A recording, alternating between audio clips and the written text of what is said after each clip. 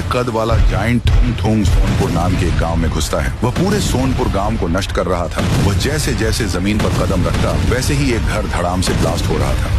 ये सब गांव की शान रायमैन एक घर पर खड़े होकर देख रहा था। रायमैन इतने बड़े थुंग थुंग को देखकर दंग रह गया। रायमैन ने मन ही मन सोचा कि थुंग थुंग तो ऐसा कर ही नहीं सकता। वह तो दूसरों की मदद करने वाला सच्चा इंसान है। मुझे थुंग थुंग के अड्डे पर जाकर देखना पड़ेगा। ये सोचकर रायमैन वहां से मकड़ी का जाला डालकर थुंग थुंग के अड्डे के लिए निकला। थोड़ी देर बाद रायमैन थुंग थुंग के अड्डे पर पहुंच गया, जो कि एक बड़ी सुरंग थी। रायमैन नीचे उतरा और सामने देखा तो उसके रोंगटे खड़े हो गए। वहां थुंग थुंग मरा हुआ पड़ा था और उसके पेट में किसी ने तलवार घुसाई थी। रायमैन को कुछ समझ में नहीं आया कि दो दो थुंग थुंग कैसे हो सकते हैं। फिर रायमैन ने अपनी शक्तियों से थुंग थुंग को उठाकर पूरी ताकत से उसके पेट से तलवार निकाल दी। तलवार निकलते ही थुंग थुंग तुरंत जिंदा होकर उठ गया। रायमैन उसके सामने जाकर पूछता है, अबे थुंग थुंग, ये सब क्या है?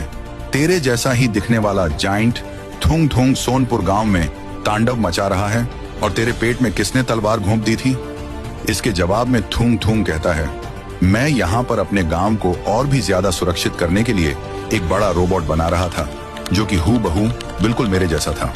काम हो ही रहा था कि बाइट 444 आया और सीधा छलांग मारकर मेरे पेट में चाकू घुसा दिया। मैं कुछ कर नहीं सका।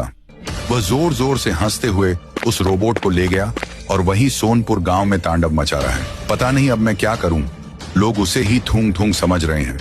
फिर रायमैन कहता है, मैं उस रोबोट का अंत करूंगा। क्या उस रोबोट को मारा जा सकता है? थुंग थुंग बोलता है, वैसे तो मैंने उसे बहुत मजबूत बनाया है, पर उसकी कमजोरी उसका सर है। अगर तुम उसके सर पर वार करोगे तो कुछ हो सकता है। यह सुनने के बाद रायमैन वहां से उड़ गया और थुंग थुंग के रोबोट का अंत करने के लिए जाने लगा। दूसरी तरफ गांव में रोबोट थुंग थुंग तोड़ फोड़ मचाते हुए जा रहा था।